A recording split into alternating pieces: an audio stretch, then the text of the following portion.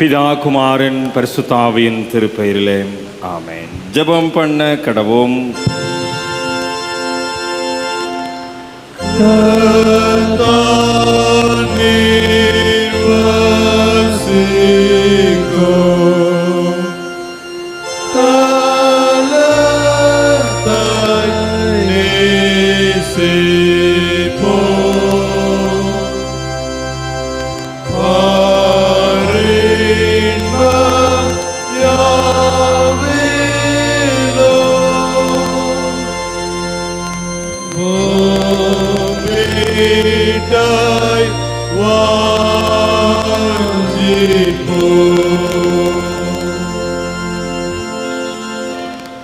போற்றுதலுக்கும் துதிகளுக்கும் மத்தியில் வாசம் பண்ணுகிற எங்கள் அன்பின் ஆண்டவரே, பெரிய வியாழக்கிழமை திருவிருந்து வழிபாட்டிலே பங்கு பெறும்படியாய் இந்த வருடத்திலும் ஆண்டவர் எங்களுக்கு பாராட்டின கிருபைக்காக உமக்கு நாங்கள் நன்றி படைக்கின்றோம். இந்த திருவிருந்து வழிபாட்டிலே உம்முடைய சமூகத்திலே எங்களை தாழ்த்தி எங்களுடைய அபாத்திர தன்மைகளை உணர்ந்து பார்த்து உளப்பாங்கோடு கூட நாங்கள் பங்கு பெறுவதற்கு ஆண்டவர் எங்களை பலப்படுத்தும். உம்முடைய கிருபையின் சமூகம் எங்களோடு கூட இருக்கின்றதை அந்த புதிய உடன்படிக்கையின் ஆசீர்வாதத்தை பெற்றுக்கொள்ளுகின்ற தகுதியை நாங்கள் பெற்றுக்கொள்ளத்தக்கதாக எங்களுக்கு அருள் தாரும். இந்த வழிபாட்டிலே நாங்கள் ஆவியோடும் உண்மையோடும் உம்மை தொழுது கொள்ளவும், உம்முடைய வார்த்தைகளின் மூலமாகவும் உம்முடைய சாக்கிரமத்தின் மூலமாகவும் புது படைப்பாக எங்களை மறு அர்ப்பணம் செய்யவும் ஆண்டவர் அருளையும் ஆற்றலையும் தந்தருள வேண்டும் என்று இயேசு கிறிஸ்துநாதர் மூலம் ஜெபிக்கிறோம் நல்ல பிதாவே, ஆமென். ஆண்டவருடைய திருப்பெயருக்கு மாட்சிமை உண்டாக. பெரிய வியாழக்கிழமை திருவிருந்து வழிபாட்டிற்கு தொடக்கமாக நாம் அனைவரும் எழுந்து நின்று கிறிஸ்து சபை பாமாலைகளில் 385வது பாமாலையை பாடுவோம். பாமாலை 385. விண்கிரீடம் பெற போருக்கு கிறிஸ்தேசு செல்கிறார், அவரின் வெற்றி கொடிக்கு கீழாக போவோன் யார். 385வது பாமாலை எழுந்து நின்று இணைந்து பாடுவோம்.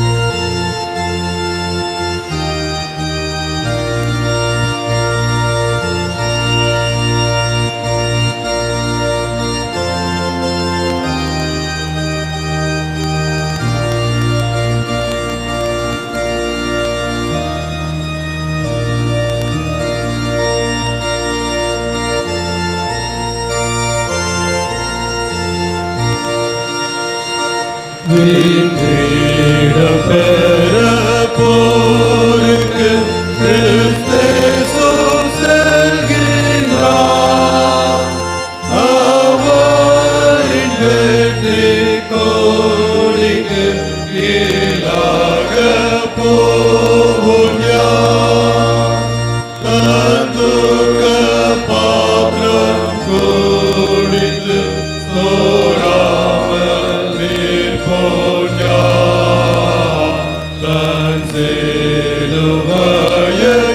எடுத்து அவர் செல்வோம் முதலோகத்த சாட்சிய மரித்தோர் வானத்தே கர்த்தாவை விசுவாசமாய் கண்ணோக்கி துன்பத்து கோலாய்களுக்காக வேண்டிட சண்டாளரால் மாட்டார், பகையக்காக ஜெபிக்க யாரவர் பின் செல்வார். தேவாவிவர்ந்து தங்கில ஈராறு சீஷர்கள் மகத்வமாய் வீரங்கின நம்பிக்கையுள்ளோர்கள் தீதோன்பம் வாளை சகித்து சிங்கத்தால் பீருண்டா மரிக்க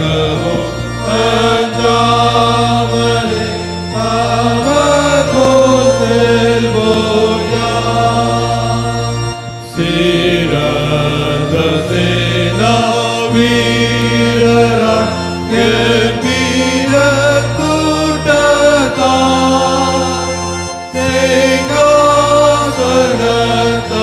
சூழ்ந்துற கொண்டாடி நிற்கிறார்.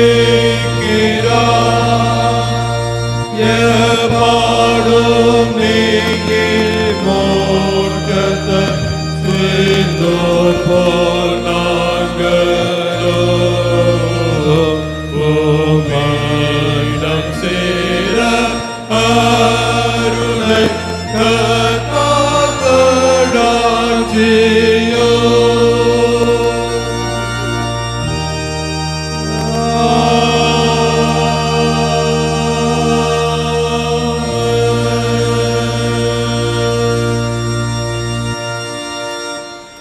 நாம் நின்றபடியே கடவுளை தொழுவோம். தென்னிந்திய திருச்சபை ஆராதனை முறைமை பகுதியிலே 35வது பக்கத்தில் உள்ள திருவிருந்து ஆராதனை முறைமையை நாம் யாவரும் சேர்ந்து பின்பற்றுவோம். எல்லா இருதயங்களையும் எல்லா விருப்பங்களையும் எல்லா ரகசியங்களையும் அறிந்திருக்கிற சர்வ வல்லமையுள்ள கடவுளே, நாங்கள் கடவுளிடத்தில் பரிபூர்ணமாய் அன்பு கூறவும் உமது பரிசுத்த நாமத்தை உத்தமமாய் மகிமைப்படுத்தவும் உமது பரிசுத்த ஆவியின் ஏவுதலால் எங்கள் இருதயத்தின் சிந்தனைகளை சுத்தம் பண்ணியருள எங்கள் கர்த்தராகிய கிறிஸ்துவின் மூலமாய் வேண்டிக் கொள்கிறோம். ஆமென்.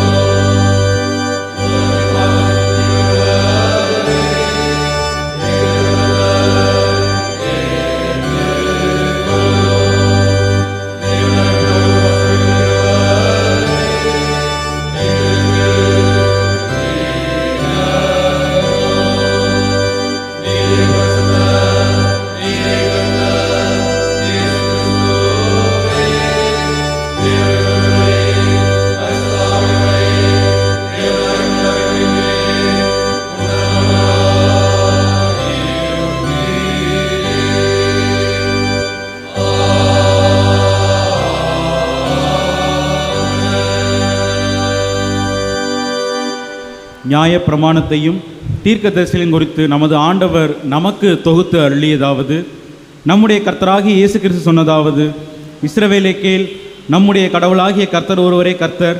உன் கடவுளாகிய கர்த்தரிடத்தில் உன் முழு இருதயத்தோடும் உன் முழு ஆத்துமாவோடும் உன் முழு மனதோடும் உன் முழு பலத்தோடும் அன்பு கூறுவாயாக என்பதே பிரதான கற்பனை.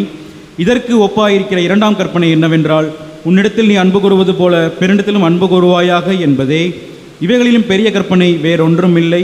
இவ்விரண்டு கற்பனைகளிலும் நியாயப்பிரமாண முழுமையும் தீர்க்க தரிசனங்களும் அடங்கியிருக்கிறது என்பதே.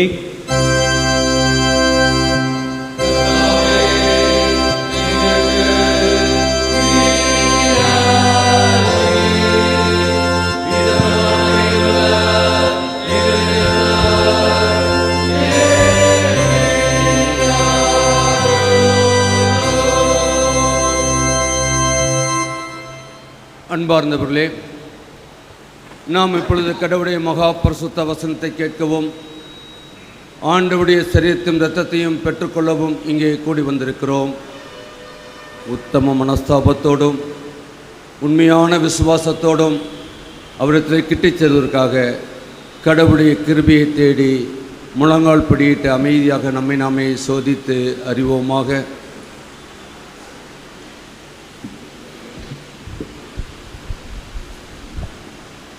உங்கள் பாவம் நிமித்தம் முழு இருதயத்தோடு உண்மையாய் மனஸ்தாபப்பட்டு பிறத்திலே அன்பும் சினையுமாயிருந்து இனி கடவுளுடைய கற்பனைகளை கைக்கொண்டு புதிதாக்கப்பட்டவர்களாய் அவருடைய பரிசுத்த மார்க்கத்தை நடப்போம் என்று தீர்மானித்திருக்கிற நாம் நமது ஆண்டவர் இயேசு கிறிஸ்துவின் மூலமாய் சர்வ வல்லமையுள்ள கடவுளோடு ஒப்புரவாகும்படி மறுபடியும் நமது பாவங்களை பின்வரும் மன்றாட்டின் மூலமாய் மனத்தாழ்மையோடு அறிக்கை செய்வோம். பரமபிதாவே, உமக்கு விரோதமாகவும் எங்கள் எல்லாருக்கும் விரோதமாகவும் பாவம் செய்வதை அறிக்கையிடுகிறோம். ஒளியில் நடவாமல் நேரில் நடந்து வந்தோம். கிறிஸ்து நாமத்தை சொல்லியும் தீமையை விட்டவில்லை. எங்களுக்கு இறங்க வேண்டும் என்று கொண்டாடுகிறோம். இயேசு கிறிஸ்து எங்கள் பாவங்களை மன்னியும்.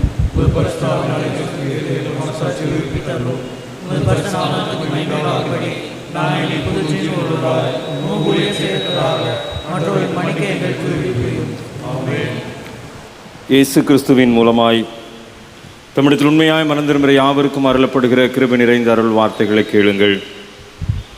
வருத்தப்பட்டு பாரம் சுமக்கிறவர்களே, நீங்கள் எல்லாரும் என்னிடத்தில் வாருங்கள், நான் உங்களுக்கு இளைப்பாறுதல் தருவேன். கடவுள் தம்முடைய ஒரே பேரான குமாரனை விசுவாசிக்கிறவன் எவனோ அவன் கெட்டு போகாமல் நித்திய ஜீவனை அடைம்படிக்கு அவரை தந்தருளி இவ்வளவாய் உலகத்தில் அன்பு கூர்ந்தார். பாவிகளை ரட்சிக்க கிறிஸ்து இயேசு உலகத்தில் வந்தார் என்கிற வார்த்தை உண்மையும் எல்லா அங்கீகரிப்புக்கும் பாத்திரமானது. ஒருவன் பாவம் செய்வானால் நீதிபராயிருக்கிற இயேசு கிறிஸ்து நமக்காக பிதாவினிடத்தில் பரிந்து பேசுகிறவராயிருக்கிறார். நம்முடைய பாவங்கள் நிவர்த்தி செய்கிற கிருபாதார பலி அவரே.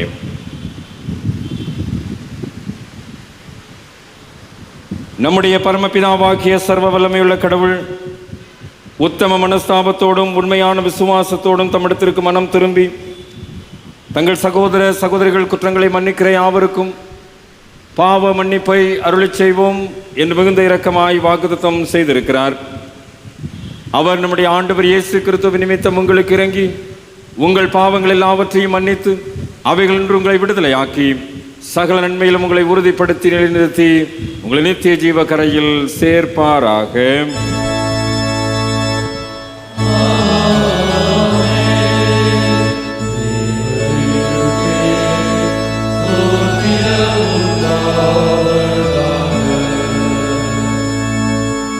கர்த்தர் உங்களோடிருப்பாராக.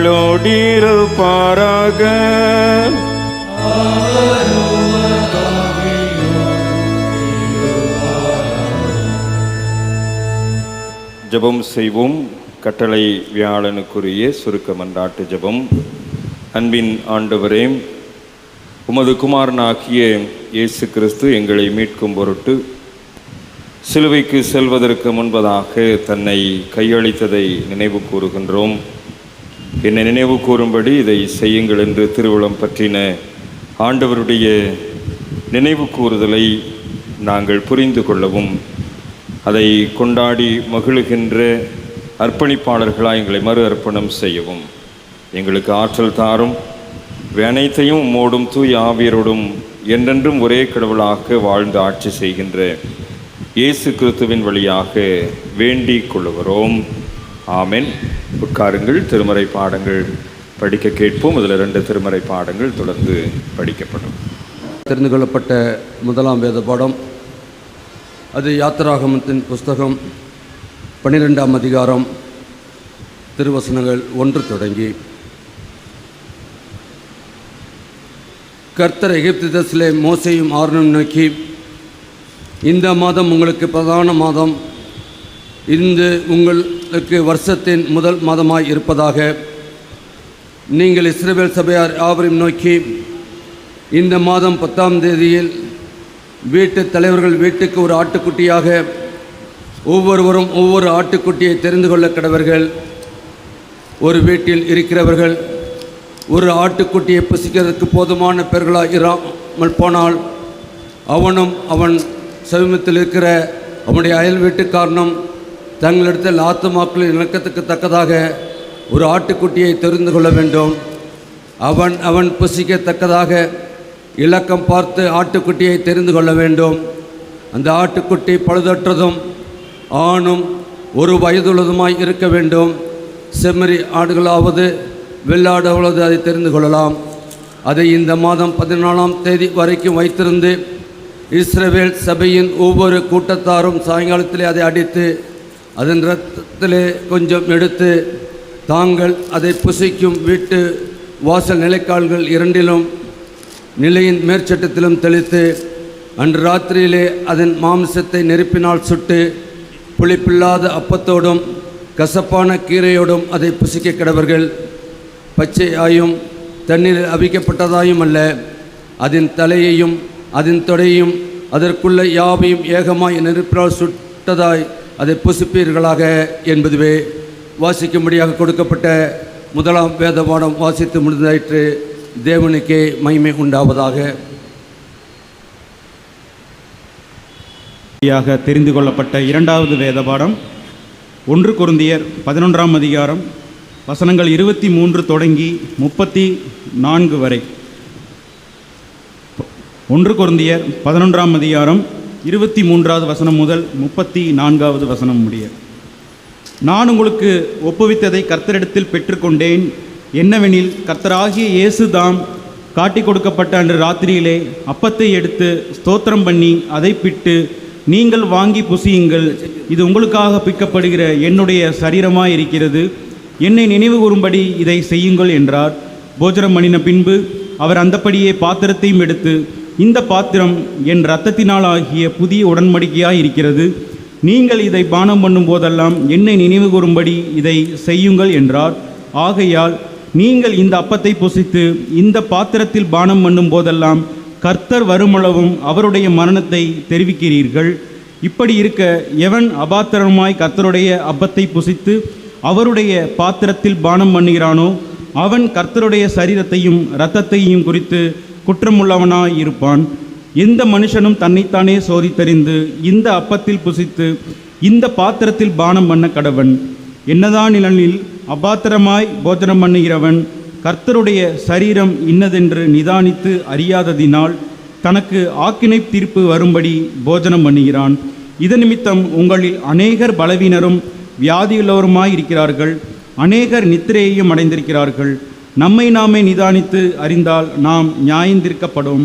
நாம் நியாயந்திருக்கப்படும் பொழுது உலகத்தோடே ஆக்கினைக்குள்ளாக தீர்க்கப்படாதபடிக்கு கர்த்தராலே சிட்சிக்கப்படுகிறோம். ஆகையால் என் சகோதரரை, நீங்கள் போஜனம் பண்ண கூடி வரும் பொழுது ஒருவருக்காக ஒருவர் காத்திருங்கள். நீங்கள் ஆக்கினைக்கு ஏதுவான கூடி வராதபடிக்கு ஒருவனுக்கு பசியாய் இருந்தால் வீட்டிலே சாப்பிட கடவன். மற்ற காரியங்களை நான் வரும்போது திட்டம் பண்ணுவேன் என்றார் என்பதை வாசிக்கப்பட வேண்டிய இரண்டாம் வேத பாடம் வாசித்து முடிந்தாயிற்று. கிறிஸ்துவே உமக்கே மகிமை உண்டாவதாக. மறுபடியும் கடவுளுடைய திருப்பெயருக்கு புகழ்ச்சி உண்டாக நாம் அனைவரும் எழுந்து நின்று 347வது பாமாலை, தெய்வ ஆட்டுக்குட்டியே லோகத்தாரின் மீட்பரே என்ற பாமாலையை பாடுவோம். பாமாலை நிறைவில் நற்செய்தி பாடம் படிக்க கேட்போம்.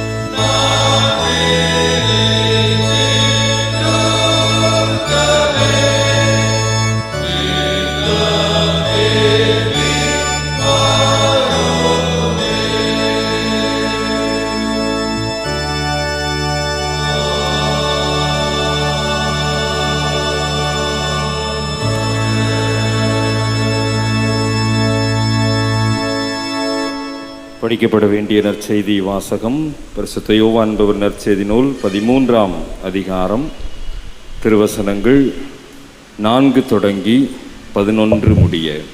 யோவான் 13ஆம் அதிகாரம் திருவசனங்கள் 4 முதல் 11 முடிய.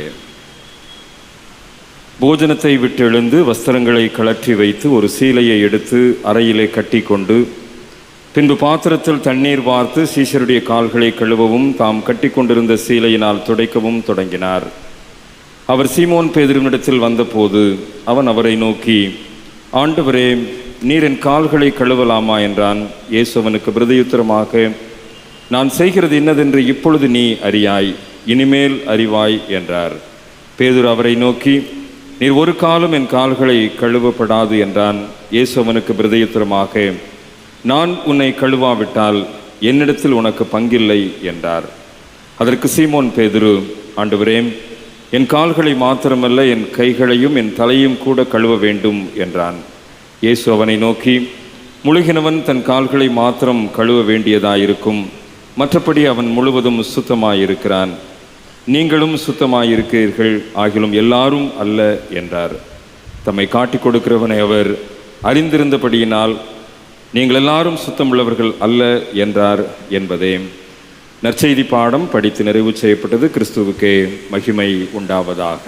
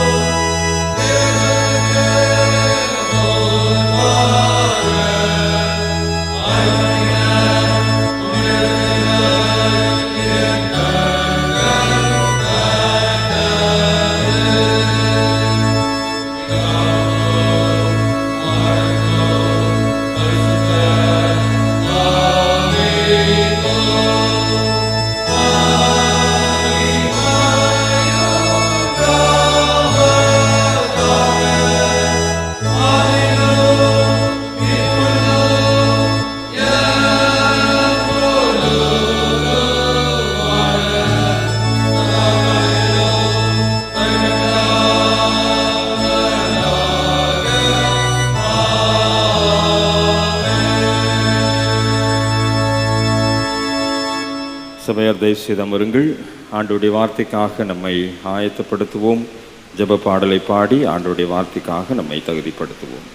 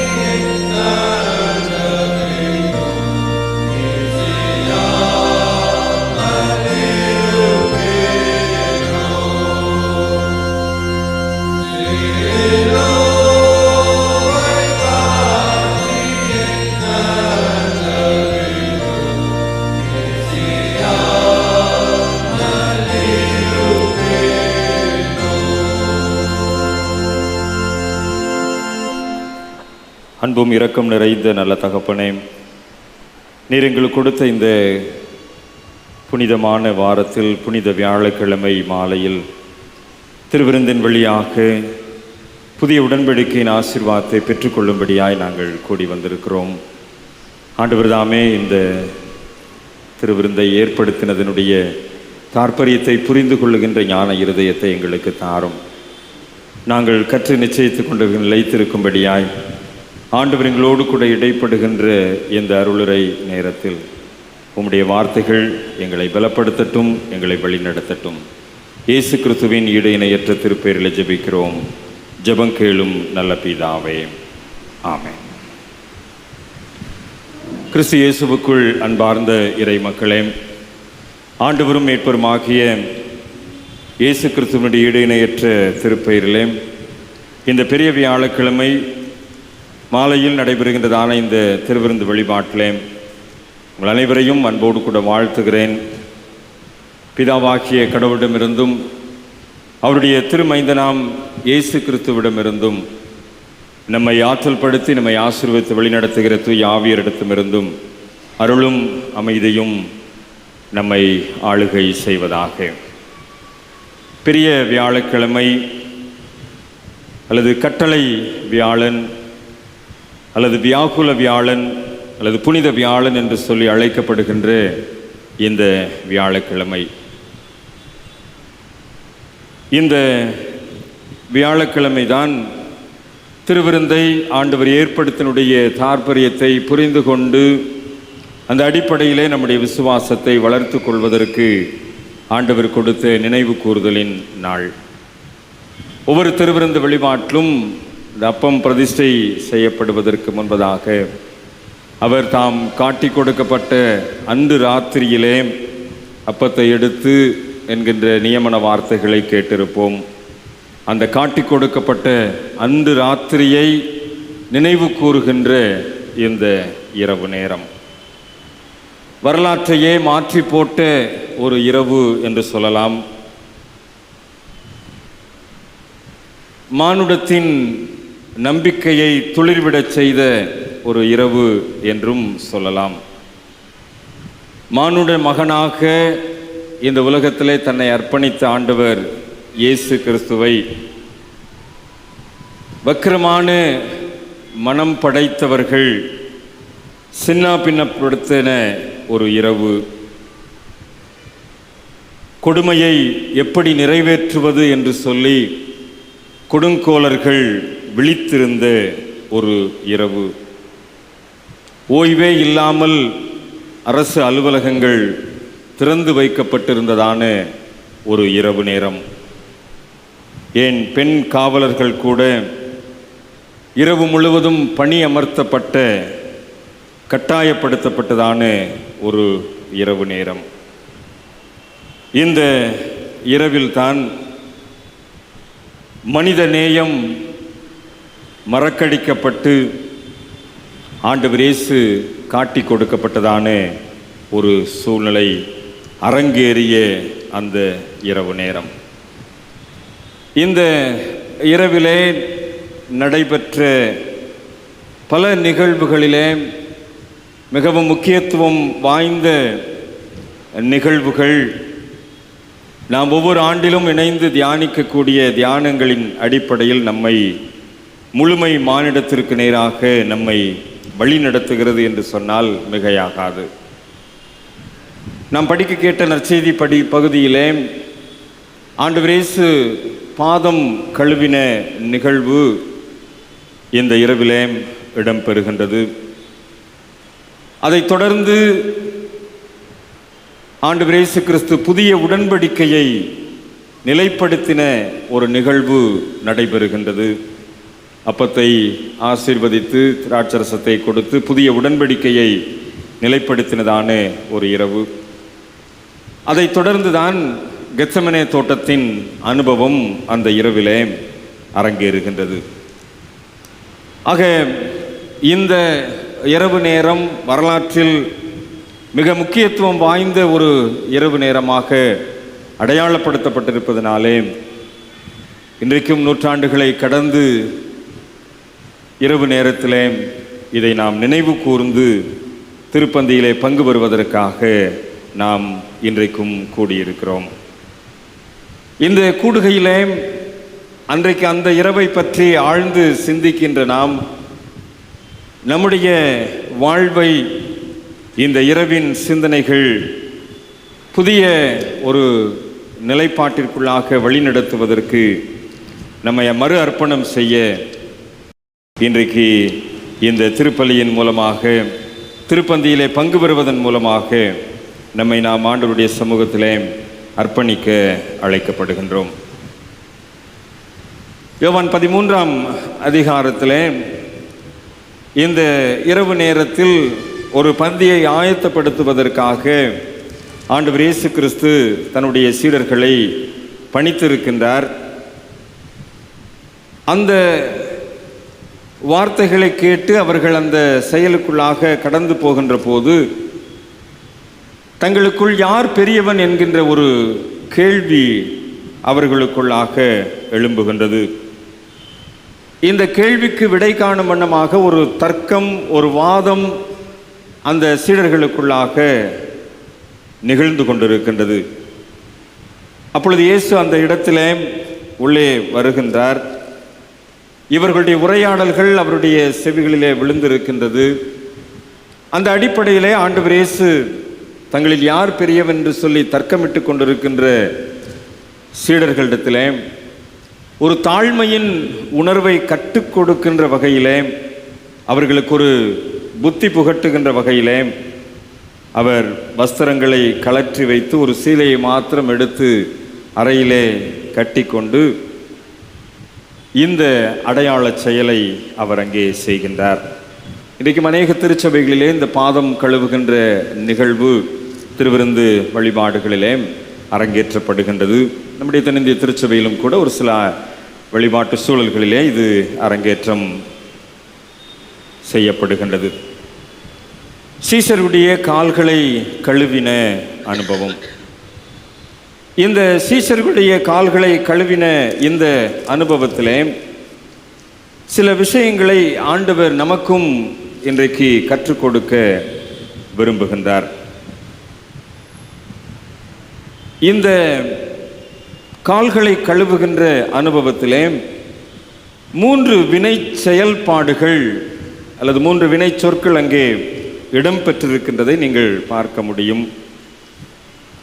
பாத்திரத்திலே தண்ணீரை வார்க்கின்றார். யோவான் 13:5 தண்ணீர் ஊற்றுகின்றார். அதற்கடுத்து கால்களை கழுவுகின்றார். அதற்கடுத்து சீலையினால் துடைக்க தொடங்குகின்றார். நீங்கள் ஆங்கில மொழிபெயர்ப்பிலே படித்து மூல மொழிபெயர்ப்போடு ஒப்பிட்டு பார்க்கின்ற போது 3 வினை சொற்கள் அதிலே பயன்படுத்தப்பட்டிருக்கின்றதை பார்க்க முடியும்.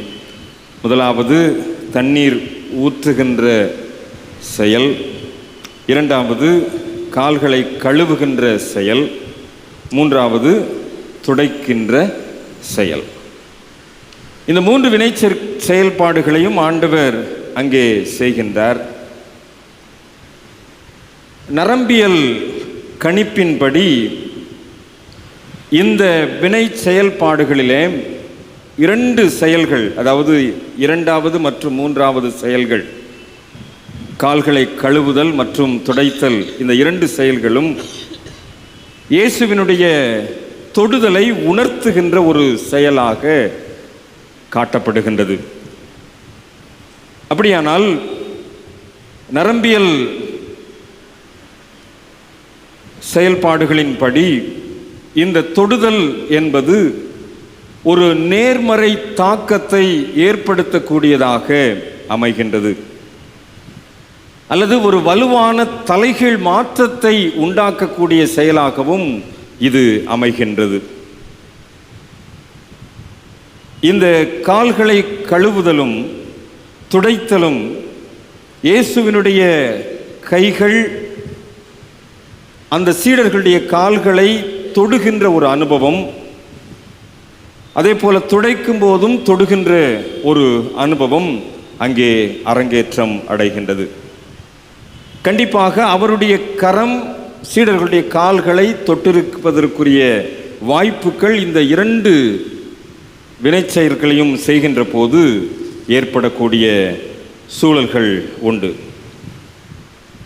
யோவான் நற்செய்தி நூலை பொறுத்த வகையிலே ஏற்கனவே 2 இடத்திலே இந்த தொடுதலை பற்றியதான செய்தியை யோவான் நற்செய்தி நூல் ஆசிரியர் சொல்லி இருக்கிறார். யோவான் 9ஆம் அதிகாரத்தில் நீங்கள் பார்க்கின்ற போது அங்கே ஒரு பார்வையற்ற மனிதன் ஆண்டவரிடத்திலே பார்வை பெறுகின்றான்.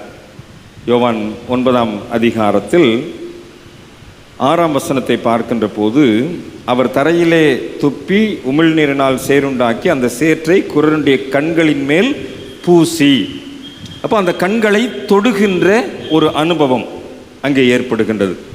அங்கே ஒரு தொடுதலை நாம் அங்கே பார்க்கின்றோம். இரண்டாவது ஒரு நிகழ்வு யோவான் 12ஆம் அதிகாரத்தில் ஒரு பெண் ஆண்டவர் இயேசு கிறிஸ்துவை தைலாபிஷேகம் செய்கின்ற ஒரு சூழ்நிலை. 12ஆம் அதிகாரம் 3ஆம் வசனத்திலே, மரியாள் விலையேற பெற்ற கலங்கமில்லாத நளதம் என்னும் தைலத்தில் ஒரு ராத்தல் கொண்டு வந்து அதை இயேசுவின் பாதங்களில் பூசி. அங்கே ஒரு தொடுதலின் அனுபவம் சொல்லப்படுகின்றது. ஆக ஆண்டவர் இயேசு கிறிஸ்து இந்த தொடுதலுக்கு முக்கியத்துவம் கொடுக்கிறவர் என்பதை யோவான் நற்செய்தி நூல் ஆசிரியர் மிகவும் தெளிவாக இந்த யோவான் நற்செய்தி நூலிலே 9ஆம் அதிகாரம், 12ஆம் அதிகாரம், 13ஆம் அதிகாரங்களில் மிகவும் தெளிவாக யோவான் நற்செய்தி நூல் ஆசிரியர் சொல்லுகின்றார். இந்த 9ஆம் அதிகாரத்தில் பார்வை இழந்தவனுடைய அனுபவமாக இருந்தாலும் சரி, 12ஆம் அதிகாரத்தில் மரியாள் கால்களை தொட்ட அனுபவமாக இருந்தாலும் சரி, இந்த நரம்பியல் கருத்தியலின்படி ஒரு தலைகீழ் மாற்றத்தை ஏற்படுத்தக்கூடிய நிகழ்வாக அல்லது ஒரு நேர்மறை தாக்கத்தை ஏற்படுத்தக்கூடிய ஒரு நிகழ்வாகவே பதிவு செய்யப்பட்டிருக்கின்றது. 9ஆம் அதிகாரத்தில் அந்த பிறவியில் பார்வையில்லாத மனிதனுடைய வரலாற்றை நீங்கள் அதற்கு பிற்பாடு படித்து பார்க்கின்ற போது, வாழ்வு மறுக்கப்பட்ட நிலைமையிலே, வாழ்வு இழந்த நிலைமையிலே இருக்கின்ற ஒருவன், அவனுடைய கண்களை ஆண்டவர் தொடுகின்றார் ஒரு சேற்றின் மூலமாக. அப்பொழுது அவன் பெறுகின்ற பார்வை என்பது அவனுடைய வாழ்வை தலைகீழாக மாற்றுகின்றது. அவனுடைய வாழ்க்கையிலே ஒரு வலுவான மாற்றத்தை ஏற்படுத்தி கொடுத்தது, ஒரு நேர்மறை மாற்றம். இதனால் வரைக்கும் பார்வை இல்லை, இப்பொழுது பார்வை இருக்கிறது. ஒரு நேர்மறை மாற்றம் அங்கே ஏற்படுகின்றது. அதே போல ஒரு தலைகீழ் மாற்றம் தான். இதனால் வரைக்கும் வாழ்வு மறுக்கப்பட்ட நிலைமை, இனிமேல் அவனுக்கு ஒரு புதிய வாழ்வு அடையாளப்படுத்தப்படும். ஆக தொடுதலிலே இந்த நரம்பியல் கருத்தியலை ஆண்டவர் அங்கே பதிவிடுகின்றார் என்பதை யோவான் நற்செய்தி நூல் ஆசிரியர் சொல்லுகின்றார். அதே போல 12ஆம் அதிகாரத்தில் மரியாள் அங்கே தலைமயிரினால் அவருடைய பாதங்களை துடைக்கின்ற போது ஏற்படுகின்ற ஒரு அனுபவம். யூத கலாச்சாரத்திலே பெண்களை பற்றியதான புரிந்து கொள்ளுதல்களை நமக்கு நன்கு தெரியும். ஒரு ஆணாதிக்க சிந்தனையோடு பெண்களை 2ஆம் தர குடிமக்களாக பாவித்து ஒதுக்கப்பட்டிருந்த ஒரு சூழ்நிலை. ஆக அப்படிப்பட்ட நிலைமையிலே இந்த ஆணாதிக்க சமுதாயத்திலே ஒரு பெண் யூத ஆணுடைய கால்களை இந்த பரிமள தைலத்தின் மூலமாக தொட்டு பூசுகின்ற ஒரு அனுபவம், ஒரு மாற்று சிந்தனையை யோவான் நற்செய்தி நூல் ஆசிரியர் அந்த இடத்தில் வைக்கின்றார். ஆக இதுவும் ஒரு தலைகீழ் மாற்றம்தான். ஆணாதிக்க சமுதாயத்திலே ஒரு அடிமையாக இருந்த பெண் ஒரு ஆணுடைய கால்களிலே அந்த விதமான நளதம் என்ற பரிமள தைலத்தை பூசுகின்ற ஒரு அந்த தொடுதல். ஆக உச்சகட்ட ஆணாதிக்க சமுதாயத்தில் ஒரு மாற்று சிந்தனையை அங்கே யோவான் நற்செய்தி நூல் ஆசிரியர் முன்வைக்கின்றதை பார்க்கின்றோம். ஆக இந்த 2 செய்திகளும் சொல்லப்பட்டிருக்கின்ற நிலைமையில்தான் யோவான் நற்செய்தி நூல் ஆசிரியர் இந்த 13ஆம் அதிகாரத்தில் இந்த விஷயத்தை தெளிவாக சொல்லுகின்றார். இயேசுவினுடைய கரங்கள் சீஷருடைய கால்களை தொடுகின்றது. சீஷருடைய கால்கள் இயேசுவினுடைய கரத்தினால் தொடப்படுகின்றது. ஆக இந்த தொடுதலின் அனுபவம் தான் அங்கே பேதுருவினிடத்திலே ஒரு எதிர்ப்பு சிந்தனையை கொண்டு வருகின்றது. எல்லாரும் அமைதியாக இருந்தாங்க. இயேசு தொட்டு கழுவுகின்ற போது இயேசுவினுடைய தொடுதலை மற்ற அனைவருமே அமைதியோடு ஏற்றுக்கொண்டார்கள் தான். ஆனால் பேதுரு மாத்திரம் ஒரு எதிர்ப்பு சிந்தனையை அங்கே முன் வைக்கின்றார். நீர் ஒரு காலும் என் கால்களை கழுவப்படாது. அப்படின்னா என்ன அர்த்தம்? என் காலை நீங்க தொடக்கூடாது. அப்போ ஆண்டவர் இயேசு அவனுக்கு பதில் சொல்லுகின்றார், நான் உன்னை கழுவாவிட்டால், நான் உன்னை தொடாவிட்டால் என்னிடத்துல உனக்கு பங்கு இல்லை. உடனே பேதுரு அப்படியே சரண்டர் ஆகிறாரு. அப்போ நீங்க கால்களை மாத்திரமல்ல, கைகளையும் தலையையும் தொட வேண்டும். இங்கே கால்களை தொடுகின்ற அனுபவத்தில் தான் ஆண்டவர் இயேசு அங்கே முன் வருகின்றார். ஆக இந்த தொடுதல் உணர்விலே ஒரு தலைகீழ் மாற்றத்தை உருவாக்க வேண்டும். இந்த தொடுதல் உணர்விலே ஒரு எதிர்மறை சிந்தனையை சீடர்களிடத்திலே கொடுக்க. ஏன்னா அவ்வளவு நேரம் அவங்க சண்டை போட்டுட்டு இருக்கிறாங்க, யார் பெரியவன் யார் பெரியவன் சொல்லி.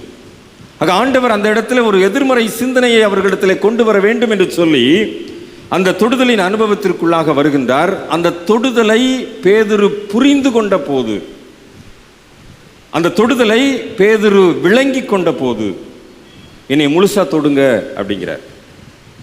அதுவரைக்கும் அந்த தொடுதலின் விஷயத்திலே பேதுருவினிடத்திலே ஒரு எதிர்மறை,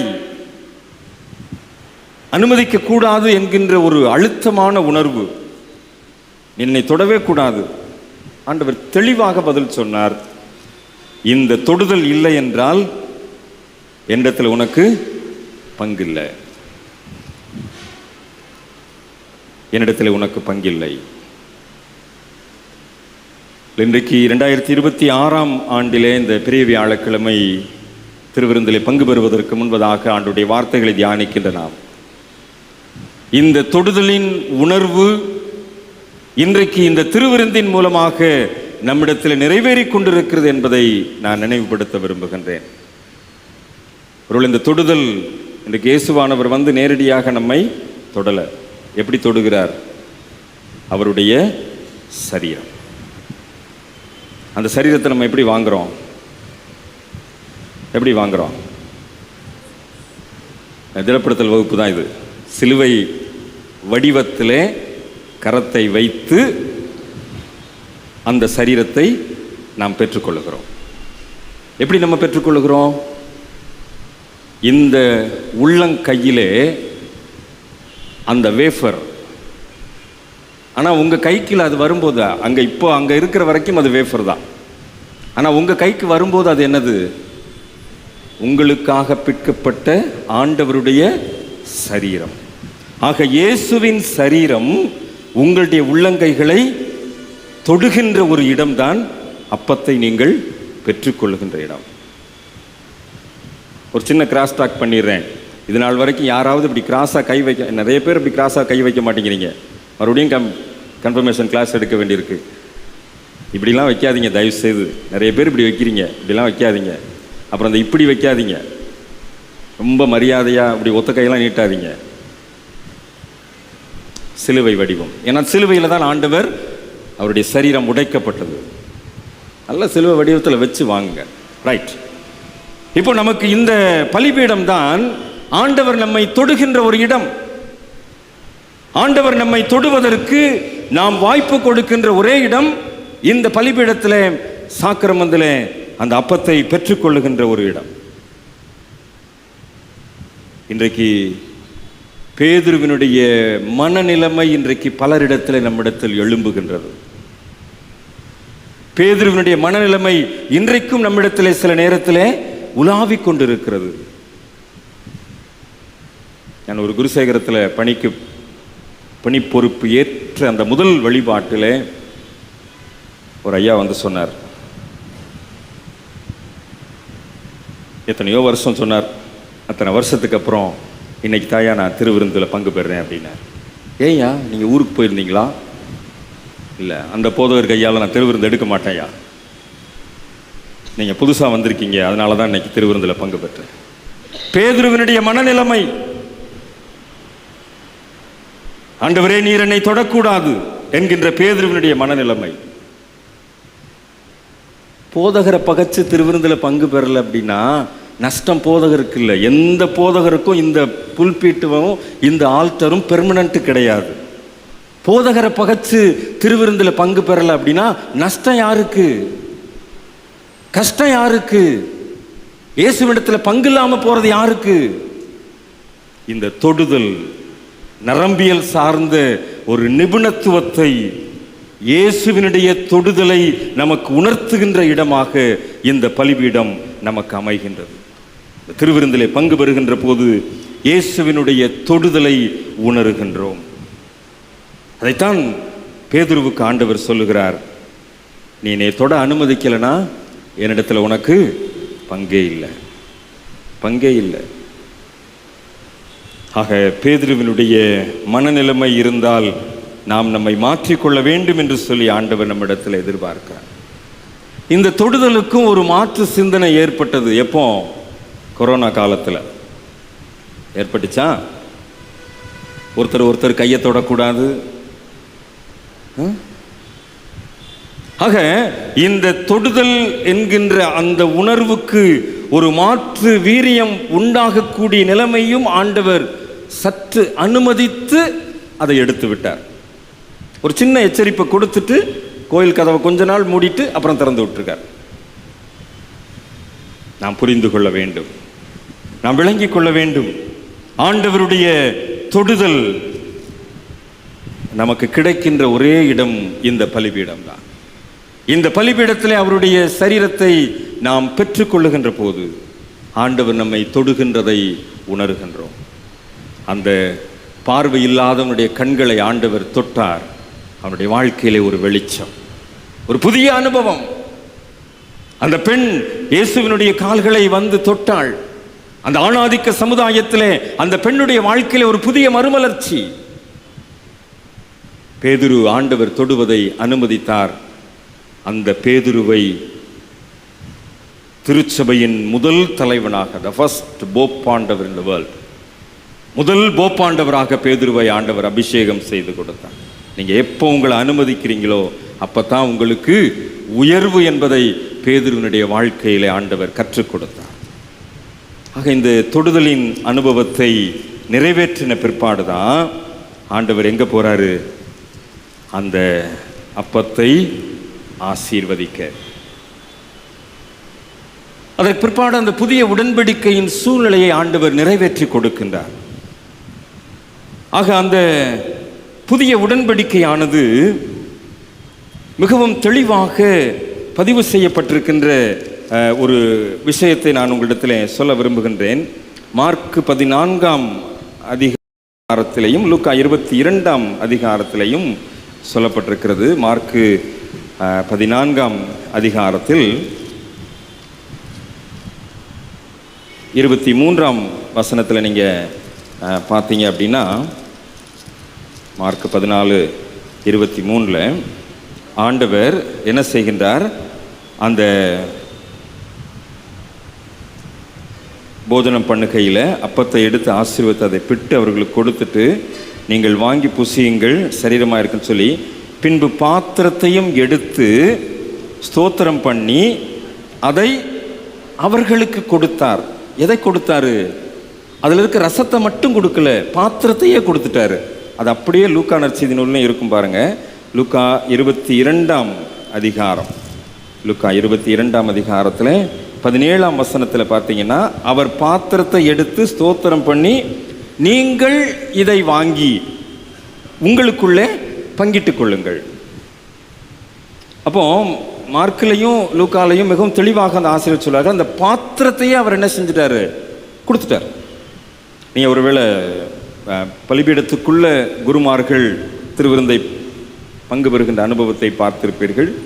அந்த பாத்திரத்தை அங்கே இருக்கிறவங்க கரத்தில் கொடுத்து அவங்க அதை வாங்கி பானம் பண்ணுகின்ற அனுபவத்தை பார்த்திருப்பீர்கள். ஆக அந்த பாத்திரத்தை கொடுக்கின்ற ஒரு செயலை ஆண்டவர் என்ன செய்கின்றார்?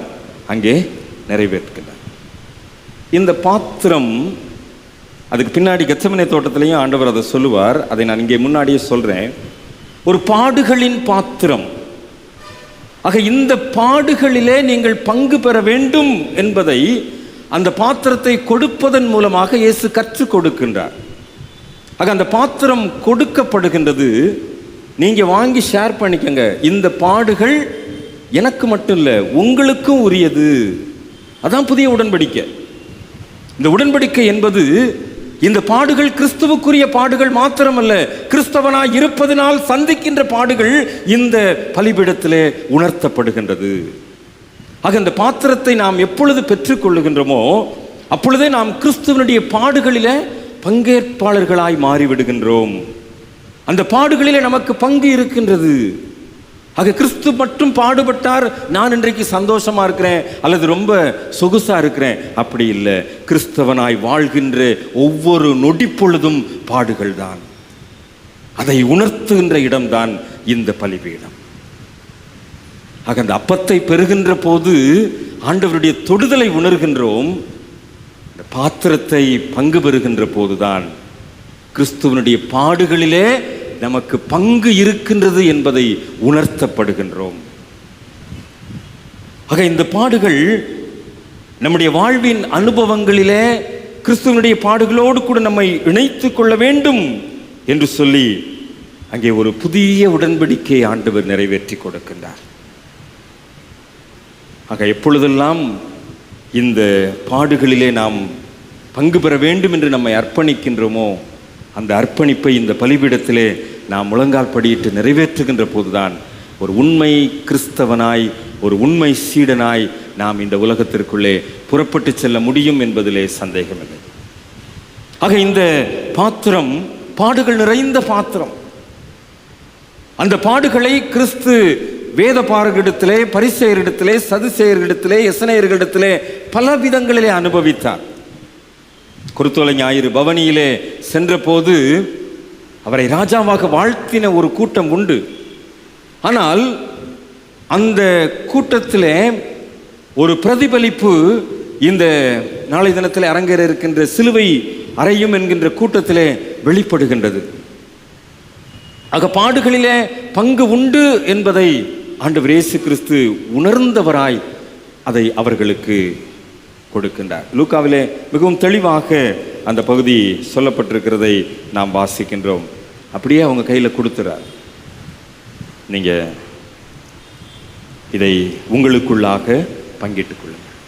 அந்த பாடுகளின் பங்களிப்பை அந்த சீசர்கள் அன்றைக்கு ஏற்றுக்கொண்டதுனால தான் இன்றைக்கு நீங்களும் நானும் இந்தியாவிலே இந்திய கிறிஸ்தவர்கள் என்ற அடையாளத்தோடு கூட வாழ்ந்து கொண்டிருக்கிறோம். அந்த பாடுகளிலே தோமா பங்கு பெற்றபடினால்தான் சென்னையிலே வந்து மயிலாப்பூரிலே தன்னுடைய ரத்தத்தை இந்த தமிழ் மண்ணிலே சிந்த கொடுத்தார். ஆகையினால்தான் இன்றைக்கு இந்திய கிறிஸ்தவர்களாக இன்றைக்கு நீங்களும் நானும் வாழ்ந்து கொண்டிருக்கிறோம். இந்த சீடர்கள் ஒவ்வொருவரும் ஒவ்வொரு திக்காக சென்று இந்த பாடுகளின் ஊடாக தங்களை இரத்த சாட்சியாக மரிக்க கொடுத்தார்கள். அவர்கள் என்றைக்கு அந்த பாடின் பாத்திரத்தை ஏற்றுக்கொண்டார்களோ அன்றைக்கே அந்த சூழ்நிலையிலேயே இந்த பாடுகளில் எங்களுக்கும் பங்கு இருக்கிறது என்று சொல்லி இயேசுவை போல இரத்த சாட்சியாய், பேதுரு வந்து இரத்த சாட்சியாக மரிக்கும் போது எப்படி மரிச்சாரு? இயேசுவை நேரடியாக சிலுவையில் அடித்தாங்க. பேதுருவை எனக்கு அதுக்கு தகுதியே கிடையாது, என்னைய தலைகீழாக அடிங்க அப்படின்னு சொல்லி தலைகீழாக சிலுவையிலே அறையப்பட்டு தன்னை இரத்த சாட்சியாக மரிக்க கொடுத்தார். இந்த நற்செய்தி நூலை எழுதின யோவான் கொதிக்கின்ற எண்ணெய் கொப்பரையிலே தூக்கி போடப்பட்டார். கொதிக்கின்ற எண்ணெய் கொப்பரையிலே தூக்கி போடப்பட்டார். எட்டி பார்க்குறாங்க, சாகலை. எவ்வளவு நேரம் அவரை கொதிக்க விட்டாங்க தெரியுமா? இந்த பாடுகளின் பாத்திரத்திலே பங்கு பெற்றவர்கள் ஒவ்வொரு சீடர்களுடைய இரத்த சாட்சி மரணத்தையும் நாம் பார்க்கின்ற போது எவ்வளவு தூரம் இந்த பாடுகளின் பாத்திரத்தை அவர்கள் உள்வாங்கிக் கொண்டார்கள் என்பதிலே. அதில் துரோகம் பண்ணது ஒரே ஆள் தான், யூதாஸ் காரியத்து.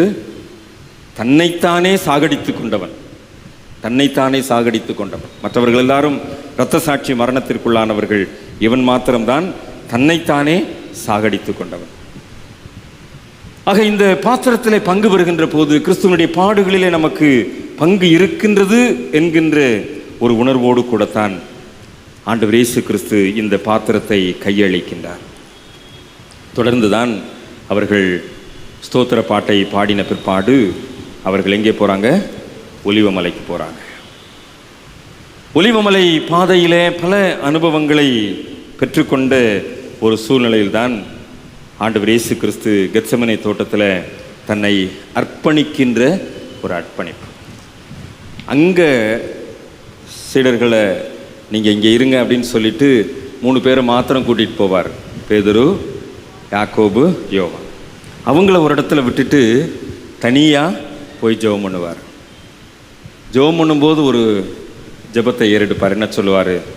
அப்பா பிதாவே, இந்த பாத்திரம் என்னை விட்டு நீங்க கூடுமானால் நீங்கட்டும், ஆகிலும் என் சித்தத்தின்படி அல்ல, உம்முடைய சித்தம் எதுவோ அதுவே என்னிடத்தில் நிறைவேறட்டும்.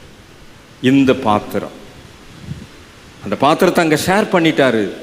ஆனால் இந்த பாத்திரம் என்னால் தாங்க முடியவில்லை, என்னுடைய மாம்சீகத்தினால் இதை ஏற்றுக்கொள்ள முடியவில்லை, ஆகிலும் என்னுடைய சித்தம் அல்ல, உம்முடைய சித்தம் எதுவோ அதுவே ஆகட்டும் என்று சொல்லி முகம் குப்புற விழுந்து அழுது ஜெபித்த ஆண்டவர்.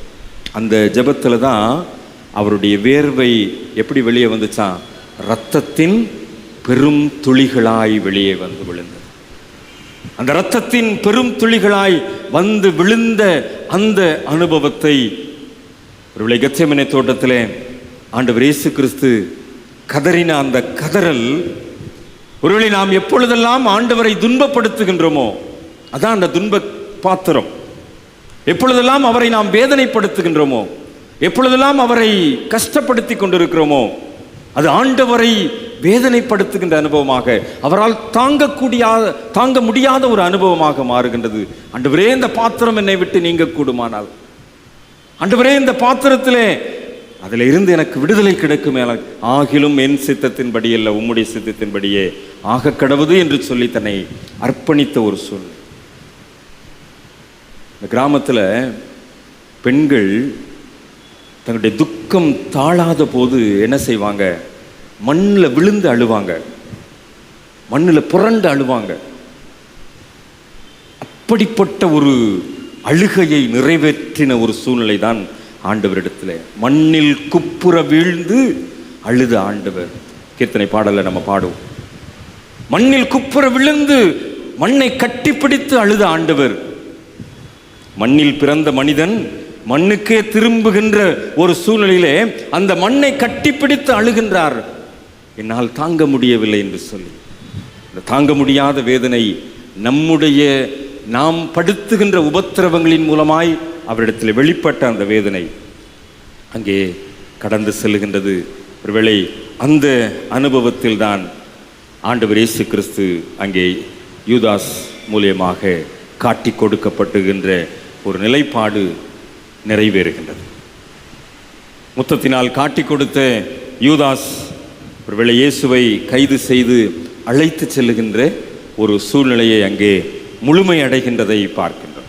கிறிஸ்துவில் அன்பானவர்களே, இந்த தொடுதலின் அனுபவம், பாடுகளிலே பங்கு பெறுகின்ற அனுபவம், ஒருவேளை நாம் அவரை வேதனைப்படுத்துவதன் மூலமாய் தாங்க முடியாத ஒரு பாத்திரத்தின் சூழ்நிலை.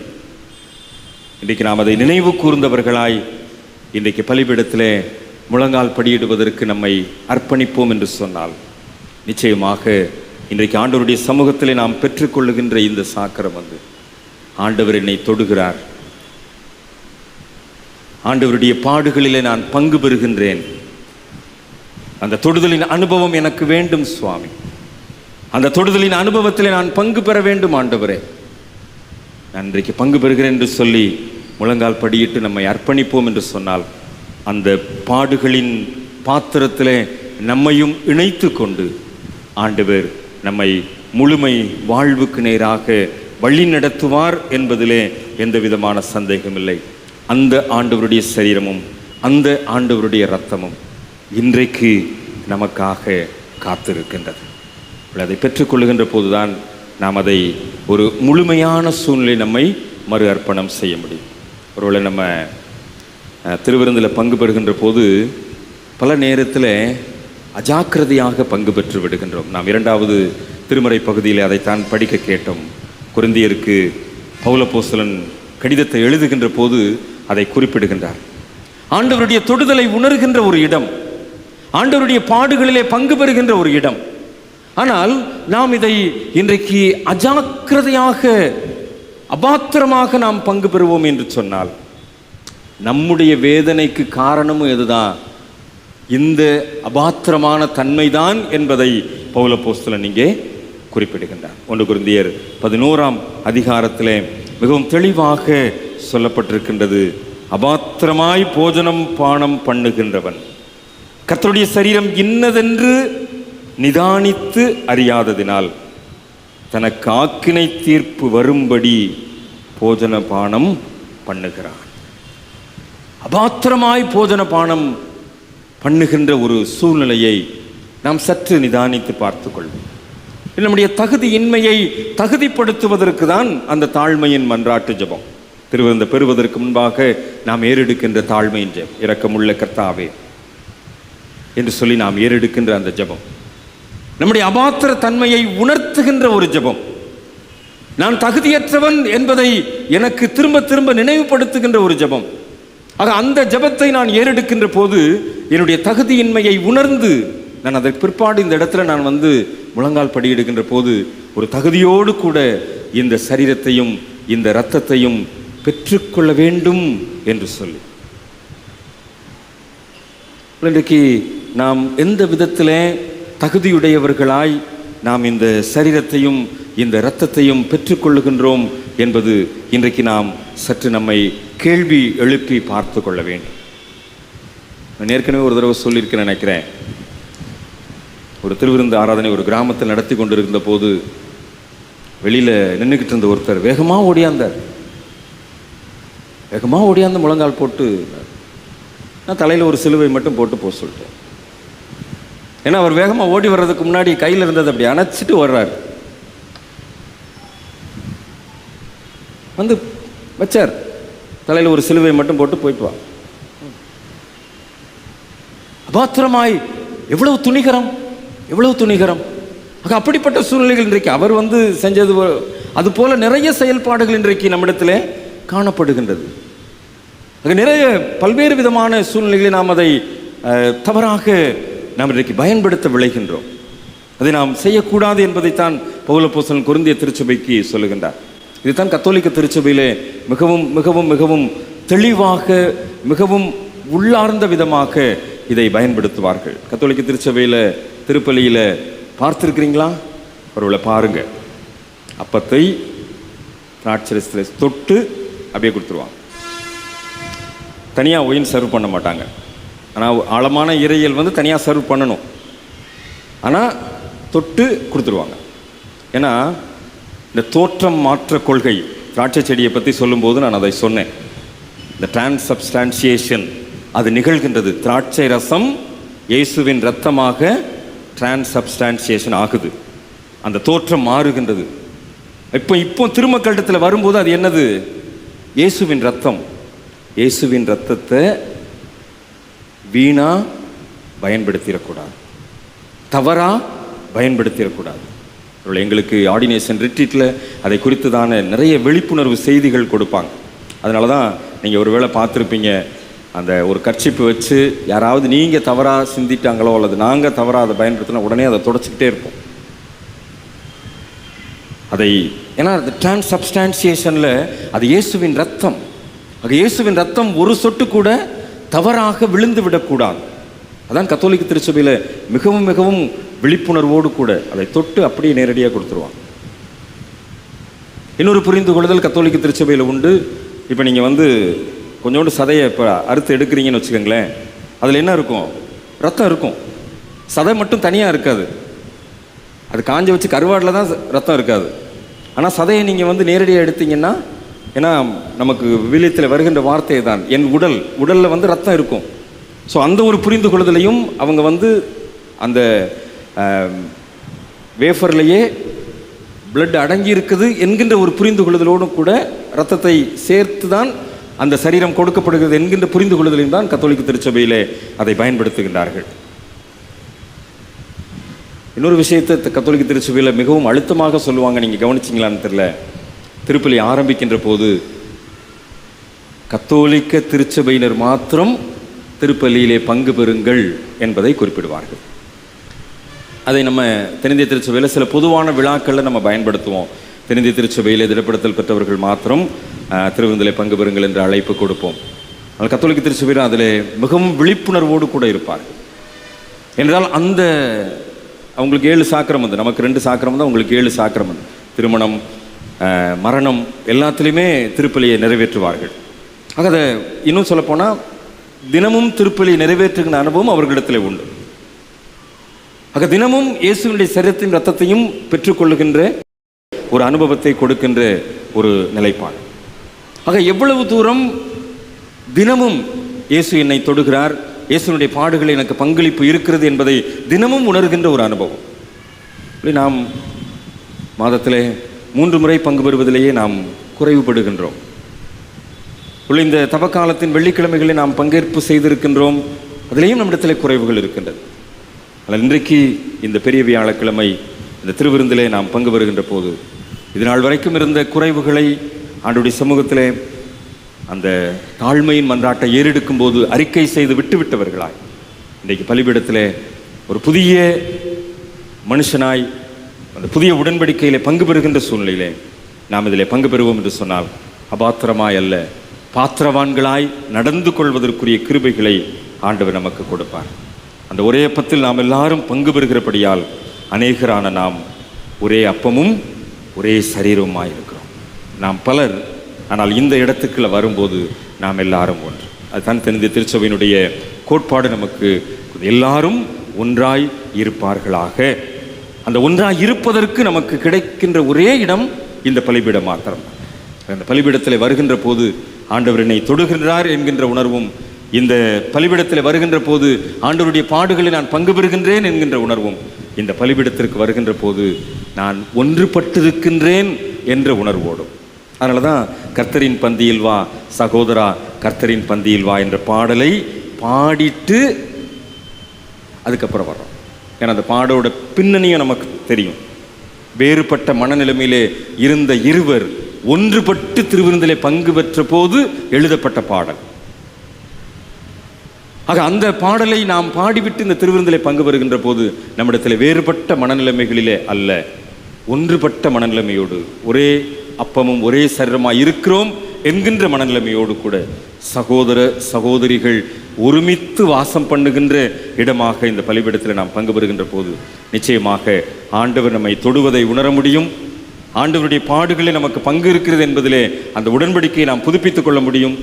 ஆண்டவருடைய சமூகத்தில் நாம் ஒன்றித்திருக்கின்றோம் என்கின்ற உணர்வோடு கூட திருப்பந்தியிலே பங்கு பெற நாம் நம்மை தகுதிப்படுத்துவோம். ஆண்டவர் தாமே நம்மை ஆற்றல் படுத்துவாராக. ஜெபம் செய்வோம். கிருபை நிறைந்த நல்ல ஆண்டவரே, ஆண்டவர் எங்களை தொடுகின்ற ஒரு உணர்வை நாங்கள் கற்றுக்கொண்டிருக்கிறோம். ஆண்டவர் எங்களை தொடுகின்ற போது நாங்கள் புது வாழ்வு பெறுகின்றோம். ஆண்டவரே, எங்களுடைய நரம்புகள் புத்துளி பெறுகின்றது. ஒரு புதிய மாற்றத்தை நாங்கள் சுதந்திரித்துக் கொள்கிறோம். இன்றைக்கும் அப்படிப்பட்ட நிலைமையிலே இந்த திருவிருந்திலே பங்கு பெறுவதற்கு எங்களுக்கு உதவி செய்யும் சுவாமி. இன்றைக்கும் அப்படிப்பட்ட நிலையிலே நாங்கள் இந்த பாத்திரத்திலே உம்முடைய பாடுகளிலே பங்கு பெறுகின்றதற்கு புதிய உடன்படிக்கை செய்து கொள்வதற்கு எங்களுக்கு உதவி செய்யும் சுவாமி. இந்த கரத்தில் எங்களை அர்ப்பணிக்கின்றோம். ஒருமித்து வாசம் பண்ணுகிற அந்த உணர்வோடு கூட பலிபீடத்திற்கு கடந்து வருவதற்கு எங்களுக்கு உதவி செய்யும். இயேசு ஆண்டவரின் வழியாய் மனத்தாழ்மையோடு ஜெபிக்கிறோம் நல்ல பிதாவே, ஆமென்.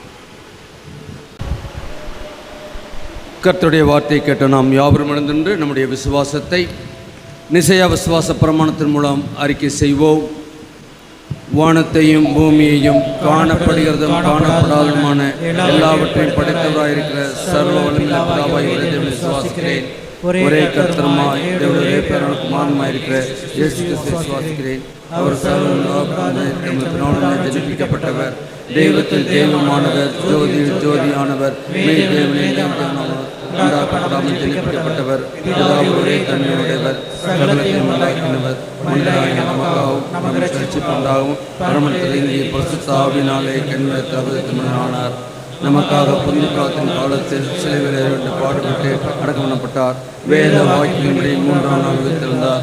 பரமத்திற்கு ஏறி பிதாவின் வலதுபார்சலில் வீற்றிருக்கிறார். உயிரோடையும் மரித்தோரின் நியாயத்திற்கு மகிமையோடு திரும்ப வருவார். அவருடைய ராஜ்யத்திற்கு முடிவில்லை. கர்த்தருமாய் ஜீவனை கொடுக்கிறவருமாய் பிதாவின் குமாரன்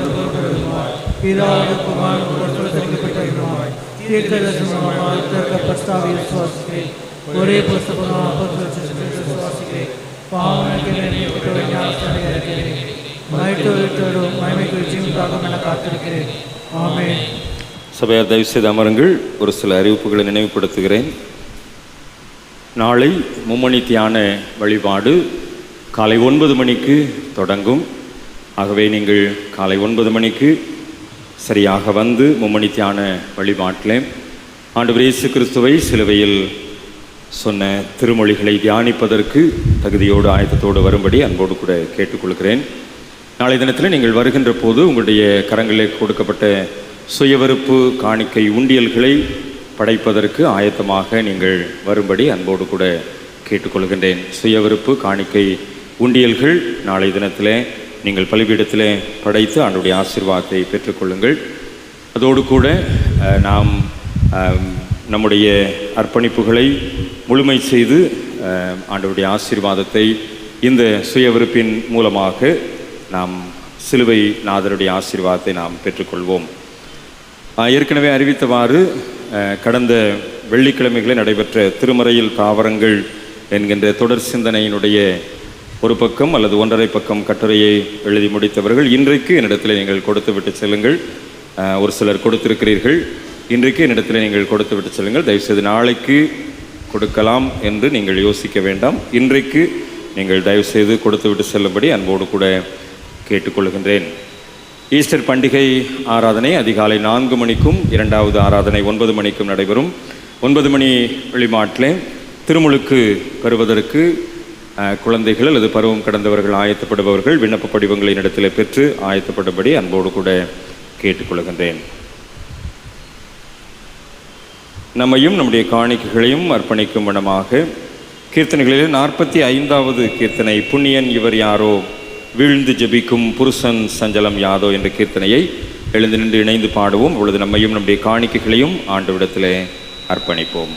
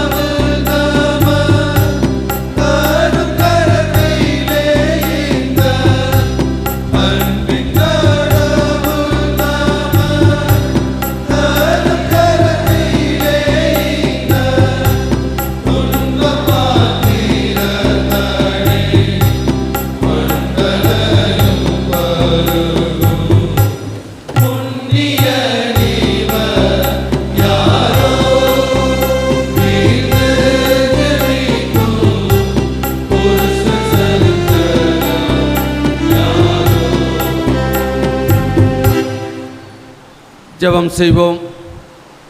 பரிசுத்த பிதாவே, உமது கிருபாசனத்தில் பிரவேசிப்பதற்கு புதிதும் ஜீவனுமான மார்க்கத்தை உமது அருமையான குமாரன் இரத்தத்தினாலே எங்களுக்கு உண்டு பண்ணினீரே. நாங்கள் அபாத்திரராயினும் அவர் மூலமாய் உம்மண்டே வருகிறோம்.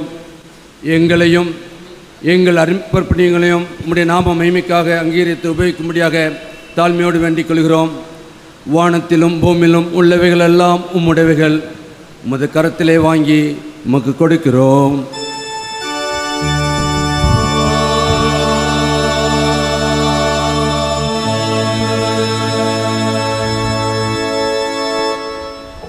நாம் யாவரும் தொடர்ந்து 42வது பக்கத்தில் உள்ள 2வது லித்தானியா ஜெபத்தை நாம் யாவரும் சேர்ந்து எடுப்போம்.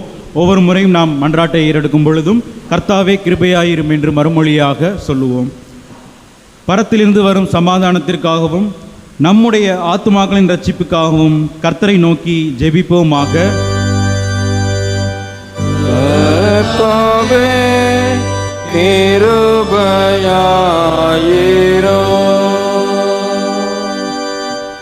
அகிலலோக சமாதானத்திற்காகவும் கடவுளுடைய பரிசுத்த சபைகளின் நல்வாழ்வுக்காகவும் அவைகளின் ஒருமைப்பாட்டுக்காகவும் கர்த்தரை நோக்கி ஜெபிப்போமாக.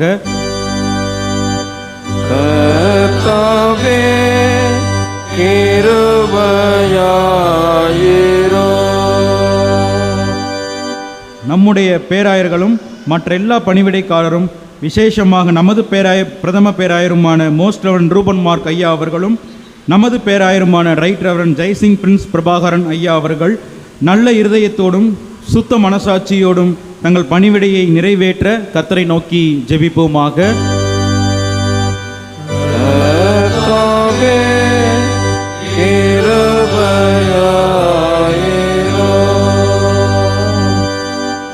நமது தேசத்தின் ஜனாதிபதி, பிரதமர், அதிகாரம் வகிப்பவர் எல்லோருக்காகவும் கர்த்தரை நோக்கி ஜெபிப்போமாக.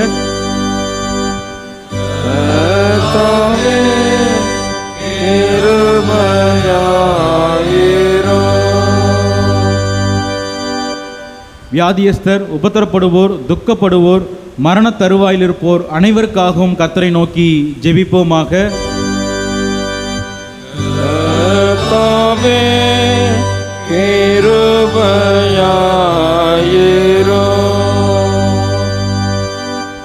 ஏழைகள், பட்டினியாய் இருப்போர், அனாதைகள், கைம்பெண்கள், உபத்திரப்படுவோர் அனைவருக்காகவும் கர்த்தரை நோக்கி ஜெபிப்போமாக.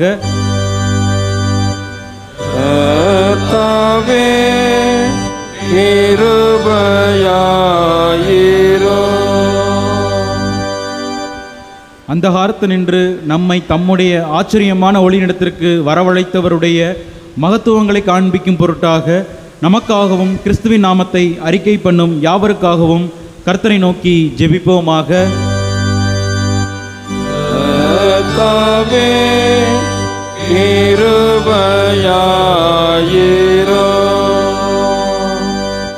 தொடர்ந்து ஜெபம் செய்வோம். சர்வ வல்லமையுள்ள கடவுளே, சகல ஞானத்திற்கும் காரணரே, நாங்கள் வேண்டிக் கொள்வதற்கு முன் எங்கள் அவசியங்கள் உமக்கு தெரியும். நாங்கள் அறியாமல் கேட்கிறோம் என்பதும் உமக்கு தெரியும். கடவுளே, எங்கள் பலவீனங்களை பார்த்து இறங்கி நாங்கள் எங்கள் அபாத்திரத்தின் நிமித்தம் துணிந்து கேட்கக்கூடாதவைகளையும் எங்கள் குருட்டாட்டத்தின் நிமித்தம் கேட்க தெரியாதவைகளையும் உம்முடைய குமாரனும் எங்கள் கர்த்தருமாகிய இயேசு கிறிஸ்துவின் புண்ணியங்கள் நிமித்தம் எங்களுக்கு அனுகிரகித்தருளும்.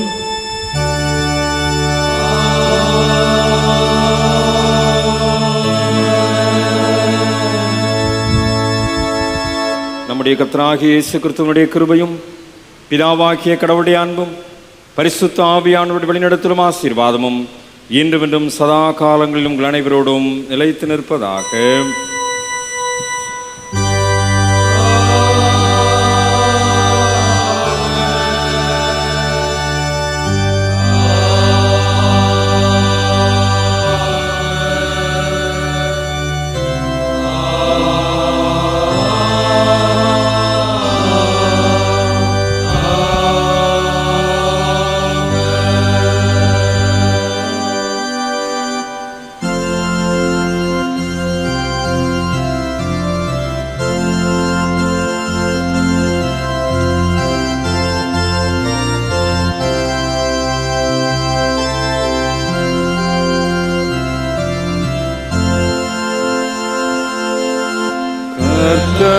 கர்த்தரின் பந்தியில் வா சகோதரா, கர்த்தரின் பந்தியில் வா,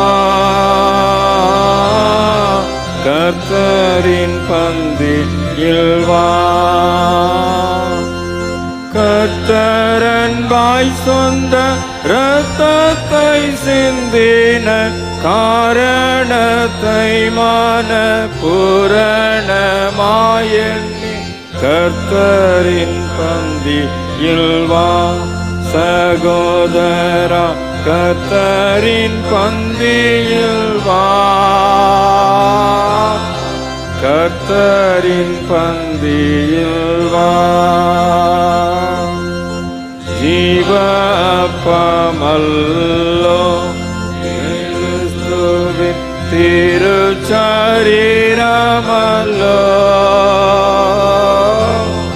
பாவமனம் கல்லோ உனக்காய் பகிரப்பட்டதல்லோ.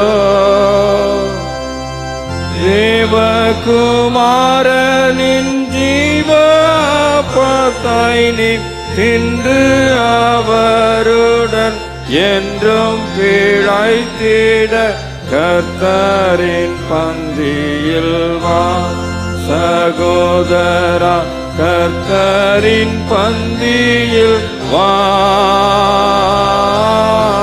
கர்த்தரின் பந்தியில் வா.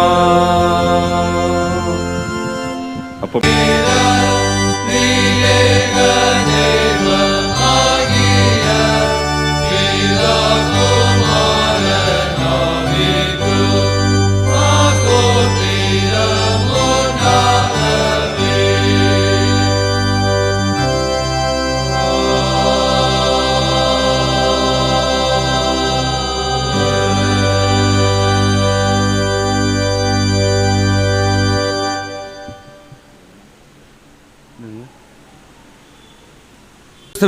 சரீரமாகிய இரத்தமாகிய சாக்கிரமத்தை விசுவாசத்தினாலே பெற்றுக்கொண்டவர்களாக நாம் பின்வரும் மன்றாட்டை நாம் யாவரும் சேர்ந்து ஏறெடுப்போம்.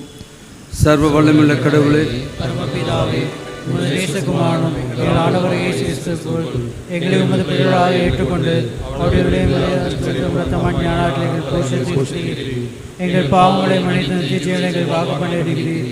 அளவிடப்படாத நன்மைக்காக சோத்தரிக்கிறோம். சரீரம் ஆத்மா எங்களில் பரிசு ஜீவன்படியாகவும் கூப்பிடுகிறோம். இதுவே நாங்கள் செய்ததுக்கு ஆத்மீக ஆராதனை.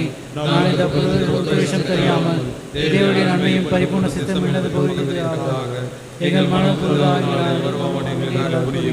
கடைசி நாங்கள் பரிசான அனைவரும் உங்களுடைய நித்திய ஞானத்தை அடையதாக இவருக்கும் கீழ்ப்பணி நடக்க எங்கள் கிருபை செய்யும். உம்மோடு பரிசாவியோடும் ஒரே கடவுளாய் சதாகாலம் ஜீவித்த அரசாகிற எங்கள் ஆண்டவர் இயேசு கிறிஸ்து மூலமாய் வேண்டிக் கொள்கிறோம். ஆமென். எங்கள் தேவனுக்கு துதியும் மகிமையும் ஞானமும் ஸ்தோத்திரமும் கனமும் வல்லமையும் பலமும் சதா காலங்களிலும் உண்டாவதாக. ஆமென்.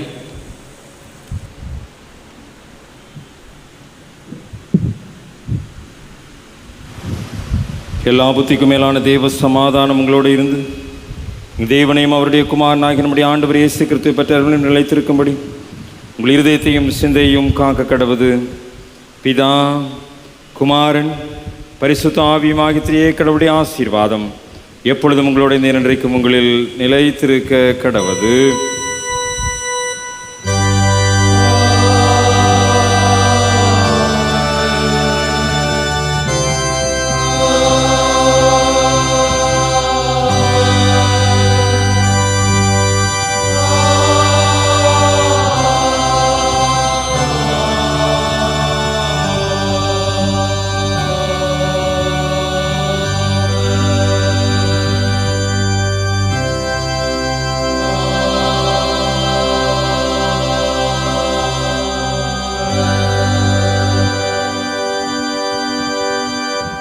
வழிபாட்டின் நிறைவு பவனி பாடலாக 49வது கீர்த்தனை சரணம் சரணம் ஆனந்தா சச்சிதானந்தா தாவிதின் மைந்தா ஓசன்னா சரணபதந்தா என்ற கீர்த்தனையை பாடி வழிபாட்டை நிறைவு செய்வோம்.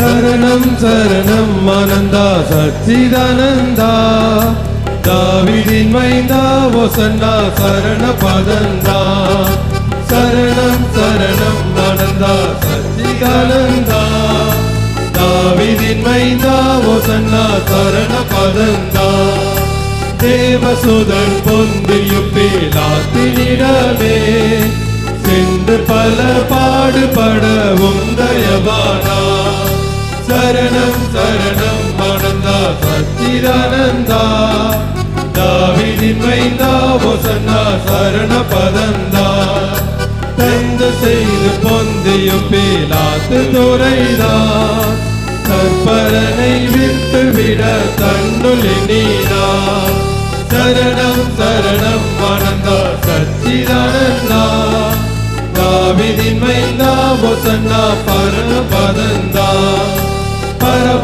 பரபடோடதிபதியை பணிய நிறுத்தி பாதகனையோ இறையோ விடையென்றா சரணம் சரணம் ஆனந்தா சச்சிதானந்தா தாவீதின் மைந்தா ஓசன்னா சரண பதந்தா ஜீவனுட அதிபதியை சிலுவையில் கொண்டு திருடனையே விட்டு விட தீயவர் கேட்டா சரணம் சரணம் ஆனந்தா சச்சிதானந்தா தாவீதின் மைந்தா ஓசன்னா சரண பதந்தா தன்னிதனை எடுத்து கை கழுவியே கற்பரனை கொல்வதற்கு ஒப்பு கொடுத்தா சரணம் சரணம் ஆனந்தா சச்சிதானந்தா தாவீதின் மைந்தா ஓசன்னா சரண பதந்தா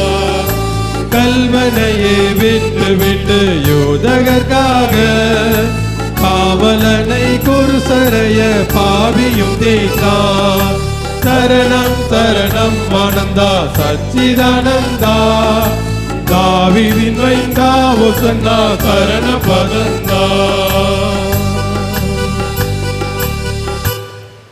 ஆண்டவர் எங்களை தொட்டார் என்ற உணர்வோடும் ஆண்டவருடைய பாடுகளிலே நாங்கள் பங்கேற்கிறோம் என்கின்ற புதிய உடன்படிக்கையோடும் இந்த உலகத்திற்குள்ளாய் புறப்பட்டு செல்கிறோம்.